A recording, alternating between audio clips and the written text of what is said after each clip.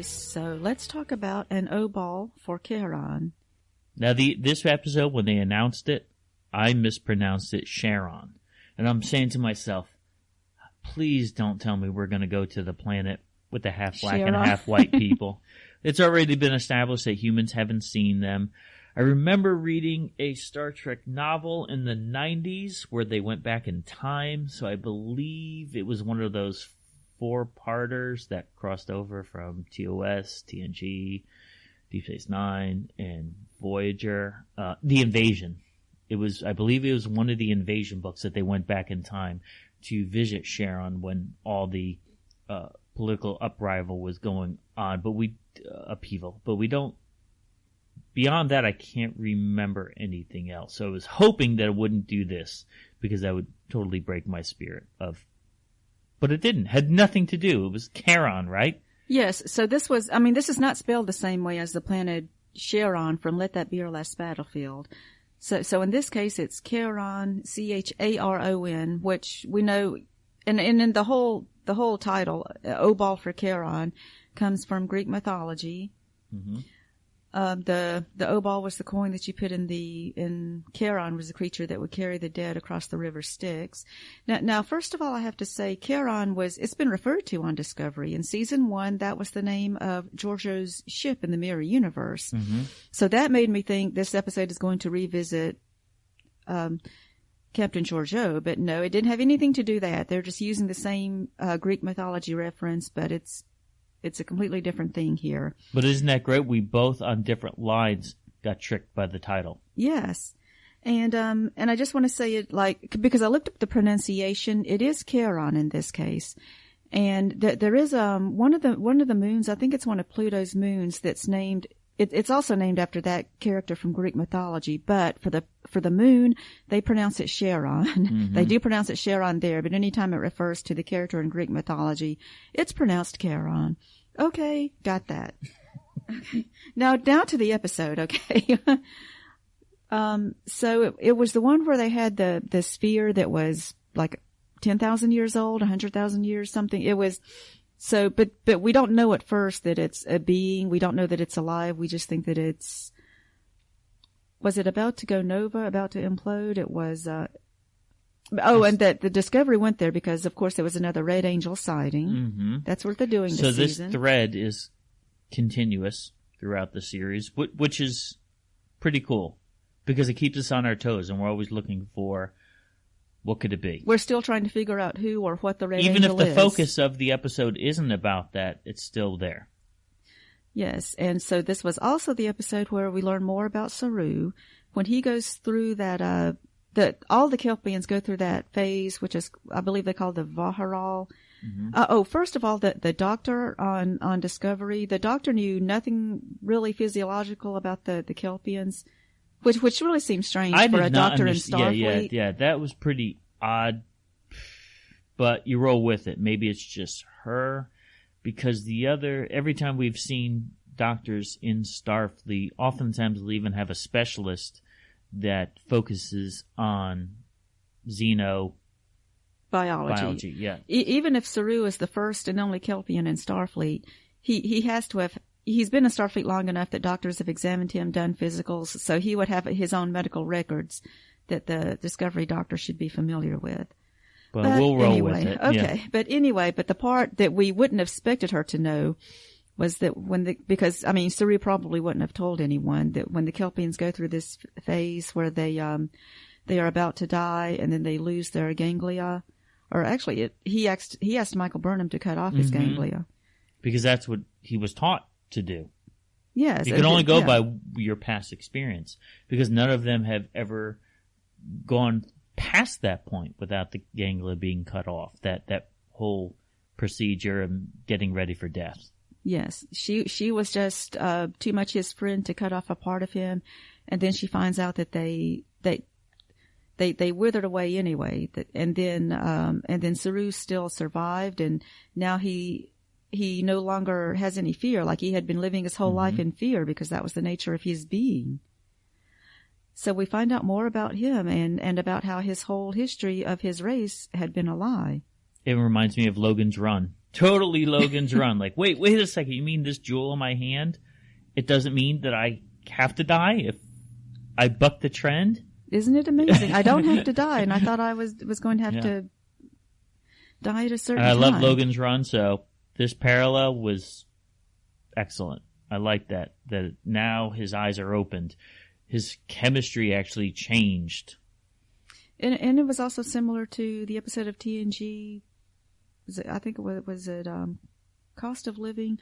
Oh, or yeah, the one yes. where Loaxana Troy fell in love with the man from another race where they had to commit suicide when they turned 60, I think.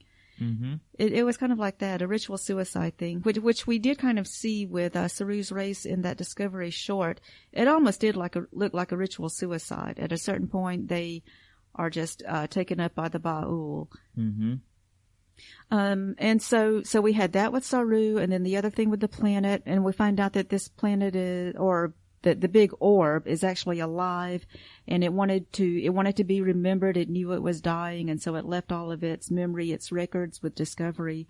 But that was just that and the part with Saru are great Star Trek themes, making this show have the elements that we know Star Trek has always had when it's at its best. I thought it was beautiful. The moments of Michael Burnham and Saru when he wanted to share his dying words with her was a highlight of the series so far for me. I thought it was wonderful. The scenery, the scope, the dialogue, absolutely gorgeous. The friendship between Michael and Saru, which has been examined before, so we get to see it now, how she was crying. She didn't want him to die. Mm-hmm. And so the next Discovery episode, Saints of Imperfection. This one, of course, is where Tilly goes into the Spore universe. She had been having visions of someone she knew in high school named May, this other teenage girl. And then so Michael is having visions of May, but she finds out that it's not really May. It's a being from the mycelial network, which was what Stamets had been a part of. He had always connected himself to that, and it was how they could jump great distances. Know what I like? The direction that they're putting the Tilly character in is that she's more useful, more knowledgeable. She's more interactive with key elements of moving science forward in the show. They're showing that that she can contribute to what's going on the ship. She's not just there as first season she was a cadet, so she was supposed to be just learning, but now she's actually contributing. Mm-hmm. And also there's a new Discovery novel that has her character, and I haven't read it yet, but I'm assuming the novel covers the character May and has more about her. So that would be interesting to read. Yeah, so we'll add that to the list. We know it's coming up. And so the Saints of Imperfection, I found out that was a quote by movie director Guillermo del Toro. He said monsters are the Saints of Imperfection. And he's known for the big budget monster and robotic movies. And this was also the episode in which Ash was assigned to the Discovery as the Section 31 liaison. Now, I think Ash Tyler's character has not been as good this season. He's there and he confronts Pike. I mean, he's mostly just there to argue with Pike a few times an episode. So also in this episode, that they're in the mycelial network, and the being that is May says that there's some monster there that's trying to kill them. And then they find out that the monster is actually Culber, and he's been there all this time. He's grown a beard and his hair is real long, but he also looks very scared. I mean, he's afraid of them, but they are afraid of him. And so, but they find out it's Culber and they bring him back. And so this was a controversial move. I mean, bringing back another character that we thought was dead. I mean, it's happening quite a bit in the show. Yes, I like Culber. So I mean, We'll see. They haven't shown him since then. But when he came back, he still seemed like he wasn't sure of what was going on. And also, you can't really tell that he remembers that much about Stamets. I mean, is he still in love with Stamets? Because you can tell Stamets was happy. Mm-hmm. But for Culber, we'll have to see. Yeah. One thing, I love the little Easter egg type things, or ties in with the rest of Star Trek canon. Do you remember when Ash Tyler touched his communicator, or he touched his badge and it became a communicator? And they looked at him like, what kind of communicator is that? Like, Yeah. Okay, so that's the early development of the next generation badge communicator hybrid. So Section 31 had the technology first, which makes sense. We can go with that. But I mean, it's a long time for to move from the original series to TNG, where they had those communicators. That means Section 31 had them for 80 years Decades. Before other people started using them. Yeah, so that's pretty cool how they're showing Section 31 isn't just covert operations. They also have technology that surpasses what everyone else has. Yes, the technology but what about being a secret? In Deep Space Nine, no one had heard of Section 31 until Sloan came aboard the station. And in the time of Discovery, it seems like everyone has heard of it. So it's interesting. There's got to be a point where they're going to either be shut down or go into hiding. Something's gonna make that transition. They we don't know probably, if we'll see it in this series, or who knows, it's going to be developed later. But so far I like it. I like Section 31 and what's being done with this. Oh, and there will be a spin-off series with Michelle Yeoh about Section 31. So we yeah, get to examine them more closely. Her and that is just amazing. Everything that she's doing with that department. And then the next episode was The Sounds of Thunder. And this is another one we like. Another one going back to Saru. And so this is where he gets to go back to his home planet. Oh, and again, because the Red Angel showed up there. So they go back to Kaminar. That's the planet. And Saru gets to tell his sister and all of his people that they don't really have to die like they thought they did. And, their way of life, I mean, it had become a religion by this time, by Saru's time. And for centuries, this has been part of their culture and their religion that they have to be taken up by the Baul at a certain point in their lives. So it's very hard for them to grasp this new concept that something they've believed in all their lives isn't really true. Mm-hmm. And Kaminari is the Japanese word for thunder, so that's the link to the title. Oh, is that it? Okay. And when we get to see one of the Baul, he's this creature, he's just like black slime, he's like a black blob, and very reminiscent of Armus from the episode Skin of Evil, the creature that killed Tasha Yar. I think every Star Trek fan immediately, when that came up, that's the first thing we thought of is, could it be? I mean, because he looked just like it. And there has been conjecture that was really not a real Baul. Maybe it was just some kind of computer generation that they had there, because it was just what Saru and his sister saw on the Baul ship, and that was the only member of that race we've seen so far. It didn't act anything like Armus, so I'm going to say no. Okay. But it might not have even been a real Baul. It might have been... Correct. Yeah, yes. we don't know. We don't know. We'll find out more. But Saru getting to see his sister again, so that was cool. Because she never knew if she would see him again, and she wondered where he was all this time. So that was good that they had their reunion. And so the whole thing about the whole planetary change, it was another great Star Trek episode, another great Star Trek theme. Totally felt like Star Trek, this one.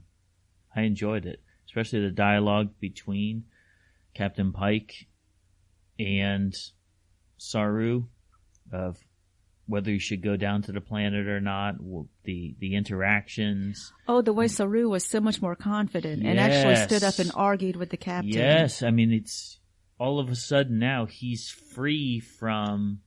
When he went through this change, he became... We're seeing massive changes in the character now. We're seeing a huge spike in growth and development because of the ganglia, that physical change that he went through. No more ganglia. Wow, different Saru. But I think in later episodes, though, he's back to being Saru. I mean, he gets to be in command, and he's actually good in command, which he always was. He's compassionate. Really. He's reasonable. He's a good listener. He understands the individuals. But this was excellent writing on this part. I love the dialogue. And this was also the one in which Saru gets to see the angel, and because he. I don't think they said this before. He has better vision than humans or something. So this was his first time getting a look at the Red Angel, and he could tell that it was a humanoid in a spacesuit. And so now we know something else. So it's not just a being of light or they called them Vorlons on Babylon 5, the race of angels. It wasn't it wasn't a Vorlon. It was something in a spacesuit. And then I'm going to go to the next episode, which was called Light and Shadows. And then we find out, so on this one, Burnham decides, well, she had decided in the previous episode that she's going back to Vulcan. She's really determined to find Spock. I mean, really, why didn't she think about going to Vulcan all of this other time when Spock was missing? But anyway, so now she's going back to Vulcan, and she sees Amanda and Sarek. Sarek is there. Doing his ritual where he's sitting on the floor with you can't see in this episode, they couldn't show that there were supposed to be candles on the floor around him. I mean, I saw that in a picture, but they didn't really show it in the episode, but it was it was the ritual he was doing to bring his son back. Yes. I'm glad anytime they do something that develops the Vulcan culture more. I love the Vulcans. Absolutely. Yes. We're seeing more into even the visually what they made of the caves, the lifestyle. It's a wonderful expansion into everything that we want to see about Vulcan. That they showed more of the planet.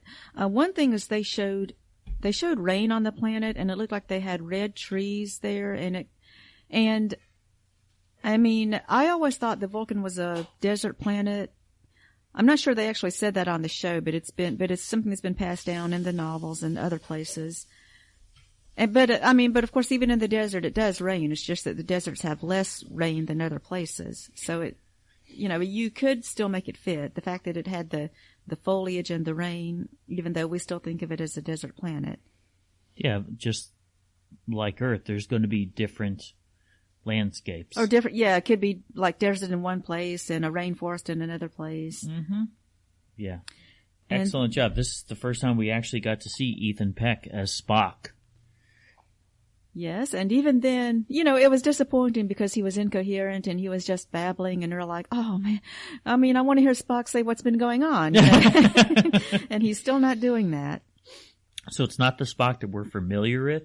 We're seeing a earlier form of Spock's, the trials that he's going through. At this time, he must be very disturbed. He might be insane. He might be affected by an outside force.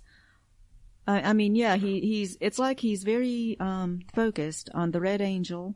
I mean, it has to be about that, the way he's so focused, and he's just so he's so intense about whatever it is going on with that. And then the other storyline was about Pike and Tyler going into, let's see, they had an anomaly, and it was a probe. There was this fissure, right? It was like a fissure in space. So they go into that, and time changes because it's sort of like a time rip, a time warp. Yes. You put time in front of anything, and it sounds funny, as Tilly said. Which was, this whole segment was pretty interesting because when the probe came back, it ended up developing more. There was some kind of probe. Dr. Octopus arms grew out of it. The probe that was from Discovery's time, but then went to the future and came back, and so it was more advanced because it was from the future, and so it was attacking them. So we'll see what the repercussions of the of the future probe and the time travel, probe, which we don't know what it is yet. Pike and Tyler, their interaction, I mean, they've always been at odds in this show for the last few episodes. I don't think Pike really appreciates having Tyler there. He feels that Tyler is more like a spy for Section 31. And an annoyance that he can't shake. Yes, when he said that, like, I can't get rid of you. And I always liked Tyler in season 1. This time he does seem to be an annoyance. He's just there to say, why are you doing that? You should be doing this. But I think so in this episode they did they made amends a little bit. Because they were working together, they did have to get along. Yeah, and what about the confrontation between Giorgio and Michael Burnham? That was fun, yeah, because they had to pretend to fight. Giorgio saying you need to get Spock out of here, pretend like you fought with me and that you won and were able to get Spock out. And I've been a Michelle Yeoh fan for years. She is physically fit, extremely active, and to see her cut loose was nothing less than fantastic. Doing her thing with the martial arts and showing how great she is at it, and it did look like a good fight. I mean, it did look authentic the way they were fighting there. What do you think about the idea that Section 31 is behind the deaths of Michael Burnham's parents? That was interesting too, and so they put something else there that made us all go whoa, and maybe we'll find out more about that later. And even though this was the first on-screen appearance of Spock, the big thing that everyone is talking about is we're going to Talos 4. I can't believe they put that in there. Like, what? I mean, I wish they hadn't done that. Why would they?